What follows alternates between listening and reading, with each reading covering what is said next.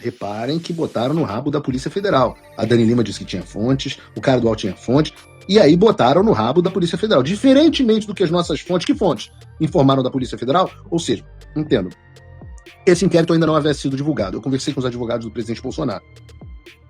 Estas pessoas da Polícia Federal que estão vazando informações para a Globo News estariam, em tese, como eles gostam de escrever nos relatórios deles, cometendo crime. É o arrogância, o soberba, ou má fé, alguma coisa. Tipo assim...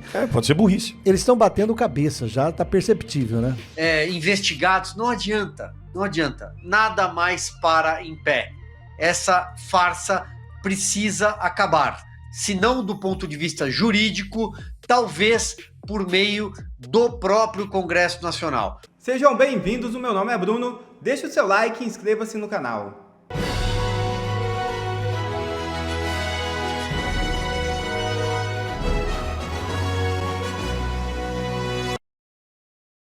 Prenderam um homem por violar uma ordem judicial que ainda não havia sido emitida, afirma jornalista. A prisão do ex-assessor do ex-presidente Jair Bolsonaro, Marcelo Costa Câmara, parece ser mais uma arbitrariedade e ilegalidade cometida pelo ministro Alexandre de Moraes. Isso é sustentado pelo jornalista Paulo Figueiredo, que cita fatos concretos e trata o magistrado do STF como pseudo-juiz. Abre aspas. É difícil acreditar, mas está documentado. O pseudo-juiz Alexandre de Moraes acabou de determinar a prisão preventiva de Marcelo Costa Câmara por descumprimento de medida cautelar.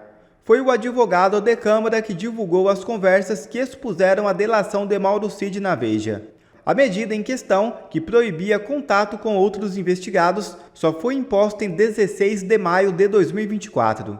Já os contatos usados para justificar a prisão aconteceram entre janeiro e março de 2024, antes da medida existir. Ou seja, prenderam o homem por violar uma ordem judicial que ainda não havia sido emitida. É como punir alguém por atravessar o sinal vermelho antes do semáforo ser instalado. Isto é baixo até para Alexandre de Moraes. Fecha aspas. Expôs Paulo Figueiredo. E na ânsia de atacar Bolsonaro, Daniela Lima comete erro grotesco. É isso mesmo. Veja o vídeo. A Globo fez a maior cagada. Ela não consertou a matéria. Apesar do vídeo em que a mulher admite que eles tomaram bola nas costas da fonte deles, hoje chega a Dani Lima às 11 da manhã e vem com essa aqui. Bota aí, é muito bom. Exatamente isso que está aqui na tarja, para você entender. Bolsonaro já é indiciado. O relatório final das infrações na ABIN reafirma as conclusões já apresentadas no indiciamento dele lá atrás por organização criminosa, que inclusive foi utilizado para dar base à parte da ação penal que trata do golpe. Vamos seguir. Segundo o documento enviado ontem para o Supremo Tribunal Federal, enviado recentemente ao Supremo Tribunal Federal, Bolsonaro seria o beneficiário do esquema de espionagem ilegal. Ele é apontado como responsável criminalmente pelo esquema de investigação ilegal de autoridades e jornalistas que eram alvo do interesse do governo anterior. Isso consta do relatório da Polícia Federal. Então foi indiciado, certo? O presidente não está na lista de novos indiciados. Por quê? Como informado pela Polícia Federal ontem, aliás, de que ele sim era indiciado, porque ele já responde por organização criminosa numa ação correlata. Agora, sim, ele é implicado em prática criminosa no relatório final. Vocês entenderam? Ele não está na lista dos indiciados, mas ele está implicado por ter cometido crime. E, na verdade, ele é indiciado. Mas ele é indiciado num outro caso, que é correlato. Por isso que depois dessa vergonha aqui, tem um vídeo. A própria Globo News responde a própria vergonha. Vejam, bota aí o vídeo. 10 de volta e com uma correção. Diferentemente do que integrantes da Polícia Federal confirmaram mais cedo à Globo News. Peraí. Quem tá cometendo fake news agora é a Polícia Federal. É a polícia. Reparem que botaram no rabo da Polícia Federal aqui. A Dani Lima disse que tinha fontes, o cara do UOL tinha fontes, e aí botaram no rabo da Polícia Federal. Diferentemente do que as nossas fontes, que fontes informaram da Polícia Federal? Ou seja, entendo, esse inquérito ainda não havia sido divulgado. Eu conversei com os advogados do presidente Bolsonaro. estas pessoas da Polícia Federal que estão vazando informações para a Globo News estariam, em tese, como eles gostam de escrever nos relatórios deles, cometendo crime de violação de sigilo funcional. Eles estavam vazando para a imprensa uma informação que eles tinham graças ao sigilo profissional do qual eles gozavam, a posição que eles gozavam com policiais federais. Então, estes criminosos cometeram não só o crime da violação de sigilo funcional, que é crime no Código Penal brasileiro, mas cometeram também o crime que é crime no Código Penal do Xandaquistão, que é o crime de fake news. Vou botar de novo. J10 de volta e com uma correção. Diferentemente do que integrantes da Polícia Federal confirmaram mais cedo à Globo News, o ex-presidente Jair Bolsonaro não foi indiciado hoje no caso da ABIN paralela. Cadê a música da do entregou o comédia? relatório final da investigação ao Supremo Tribunal Federal, com 36 indiciados, entre eles o vereador Carlos Bolsonaro, o deputado federal Alexandre Ramagem e o diretor da Agência Brasileira de Inteligência, Luiz Fernando Correa. Achei maneiro a Globo voltar com esse remake dos Trapalhões. Top. Achei top o remake. E Google não tem dados sobre quem publicou Minuta do Golpe.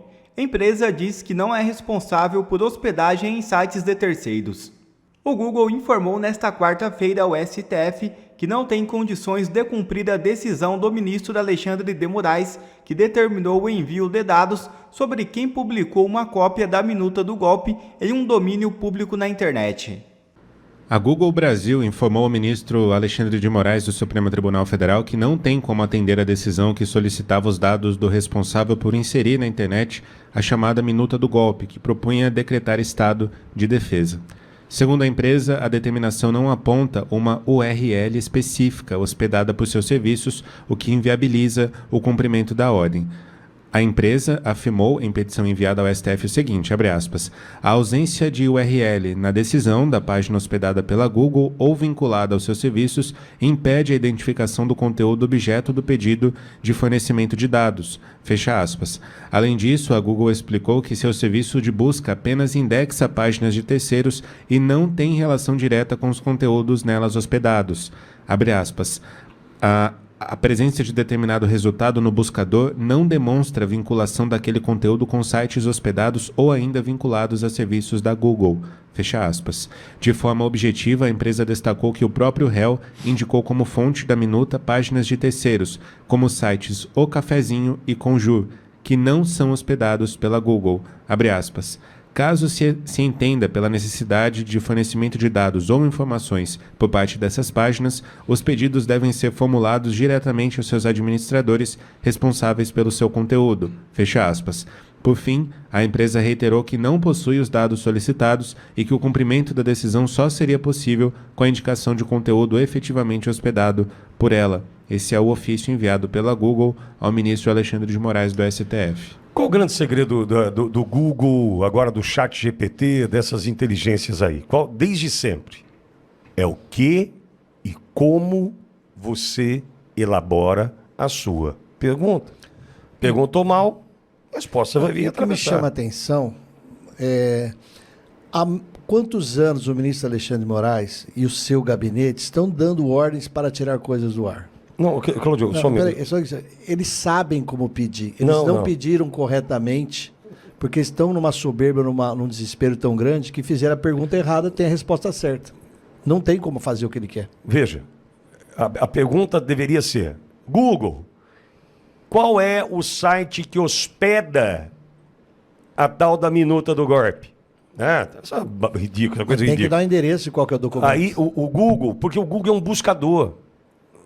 Não significa que aquele site, por exemplo, eu acredito, entendo eu, o site da Auriverde não é hospedado pelo Google. Ele é hospedado em qualquer outro lugar aí, certo? Ou seja, o Google pode até, quando você digita lá Auriverde Brasil, nos indicar. Mas ele não é quem hospeda, ele não recebe os documentos, os textos, as matérias. Ele simplesmente te orienta como um link. Ou seja, perguntou, né? Pergunta idiota, resposta imbecil. Pergunta fraquinha, resposta, né? Enfim. Então, Claudio, vejo eu que eles erraram aí, na elaboração da pergunta. E erraram. Nem sei se é soberba. Para mim, já acho que é estupidez mesmo. Não é a inteligência que costuma estar lá, não é a competência técnica, é o arrogância, o soberbo, o má fé, alguma coisa. Tipo assim. Pode ser burrice. Eles estão batendo cabeça, já está perceptível, né? Porque sai decisões de 2 horas depois, 1 hora depois. E direito, Alexandre, na área jurídica, não é uma área que você pode fazer de sopetão. Não é uma área que você faz. Você tem que parar e pensar, porque tem técnica, tem um monte de coisa. Eu sei, mas eu vou passar para o Leandro também. Leandro, mas também vale lembrar que nós temos um Google que até dias atrás aplaudiu tudo que vinha dali. Era um cumpra-se. Mesmo os incumpríveis foram cumpridos. É verdade. As decisões mais estapafúrdias, escalafobéticas foram cumpridas. É verdade. Agora, não dá para cumprir essa. O que será que vai vir agora do Alexandre Moraes? Então multa, né? 2 dias para dizer que alguma coisa vai acontecer. Mas o Google aplaudia essa situação até ontem, Leandro. Exatamente, Pitoli. E faltou realmente um pouco de conhecimento, né, para se fazer uma pergunta como esta. Né? Nós sabemos, eu não sou da área, né, mas com um pouco de conhecimento que nós sabemos sobre como é que os sites são construídos, as tecnologias envolvidas, como é que os arquivos são armazenados, né, a existência de bancos de dados, enfim. Nós sabemos que existem aí, por exemplo, inúmeras empresas que fazem a hospedagem, né, de sites e seus arquivos, não importando o tipo de sites ou os arquivos que são ali armazenados, inclusive documentos, arquivos em PDF, enfim, inúmeros arquivos, vídeos. E não necessariamente isso vai estar na base, né, de dados do Google. Né? Então, a resposta ela realmente foi bastante direta, correta e deixou aí, né, aqueles que formularam a pergunta bastante burra, né, digamos assim, né, no vexame.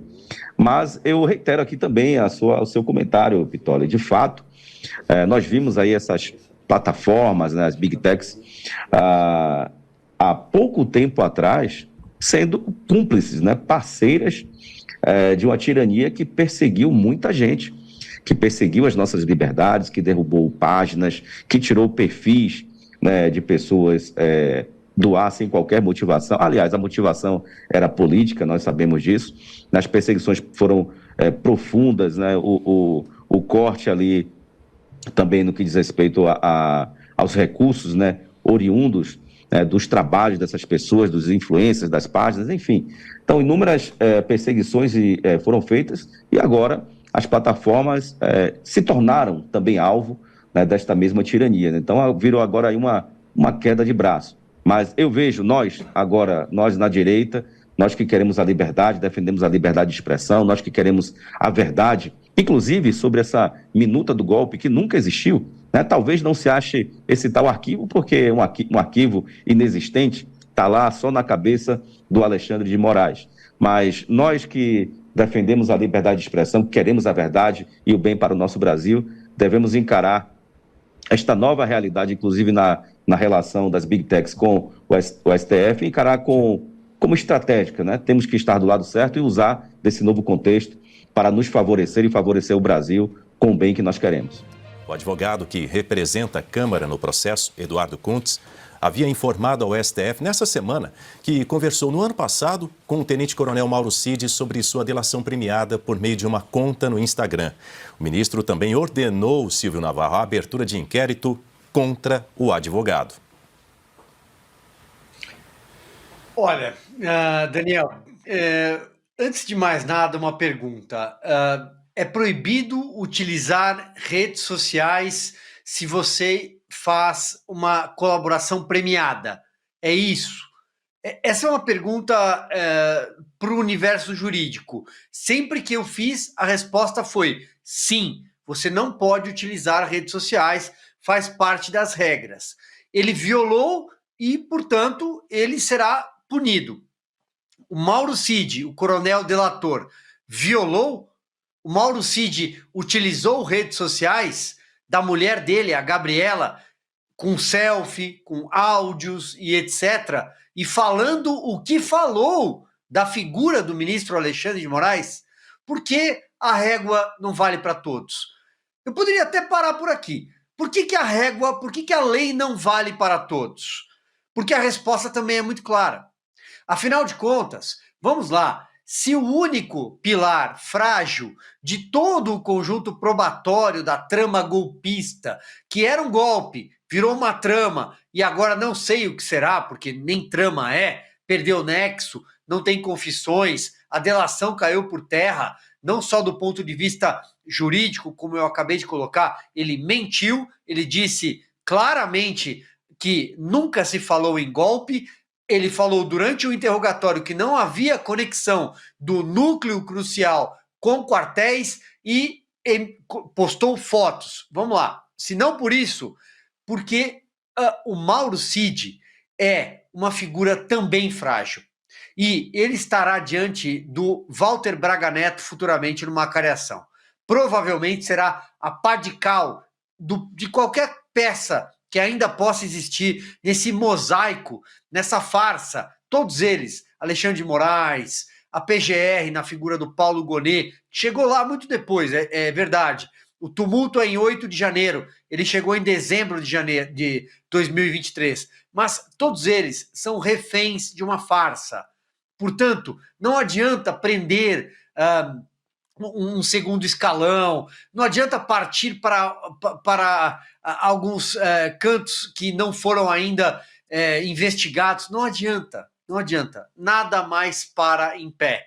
Essa farsa precisa acabar, se não do ponto de vista jurídico, talvez por meio do próprio Congresso Nacional. O Congresso tem caminhos para isso e teremos em 2027 um Senado que vai dar uma resposta constitucional ao que o ministro Alexandre de Moraes está fazendo. Ana, queremos te ouvir. Daniel, veja bem, isso que o Silvio traz, eu acho que é a principal pauta hoje no Brasil, a anistia aos presos políticos do 8 de janeiro. Vândalos, aqueles que quebraram, tudo isso que a gente sempre fala aqui, que esses paguem a letra fria da lei. Agora, o deputado Hugo Mota foi eleito como presidente para a presidência da Câmara com esta pauta sendo a prioridade. A prioridade. E agora já começam a aparecer outras coisas. Mas a gente tem que fazer isso, tem que anistiar todo mundo, tem que anistiar o Moraes, tem que fazer isso, tem que fazer aquilo. Isso nunca vai acabar se o Congresso, se o deputado Hugo Mota não promover o que ele prometeu na campanha para a presidência da Câmara. Pauta a anistia, que nem deveria se chamar anistia, porque muitos ali, centenas ali, não fizeram absolutamente nada. Anistiar, você anistia algum crime, alguma coisa, ou enfim, o que aconteceu no Brasil durante o regime militar, os dois lados completamente equivocados em certos setores. Agora, a pergunta que fica nesse novo ordenamento jurídico do Alexandre de Moraes, que prende primeiro, sufoca a pessoa, a coação, e aí depois vai resolvendo o processo de acordo com o que ele vai colhendo. Por que não prende o G. Dias, então? O general G. Dias, do 8 de janeiro, aquele que serviu água ali para as pessoas, né, para os invasores, os terroristas, como disse a ex-ministra Rosa Weber. Por que não prende o G. Dias e aí depois a gente vai descobrindo o que acontece? As imagens do 8 de janeiro, que poderiam elucidar muita coisa, o ministro Flávio Dino deu de ombros e ficou por isso mesmo e ninguém cobra. Sobre o escândalo do INSS, por que não prende a turma do Lula primeiro? Porque o que eles falam a respeito dessas prisões agora, não é porque eles podem atrapalhar a investigação. E a turma do INSS, a turma do Lula, que meteu a mão nos aposentados, nos vulneráveis, nos idosos, não tem que prender então primeiro? Essa não é prerrogativa? Ou eles vão continuar aí atrapalhando as investigações? Portanto, Daniel, o brasileiro já entendeu. O brasileiro é um povo inteligente, trabalhador e inteligente, e já entendeu o que está acontecendo. O problema é que todo o castelinho que Alexandre de Moraes tenta subir em relação a esse tal golpe que nunca aconteceu, na primeira onda ele desmorona.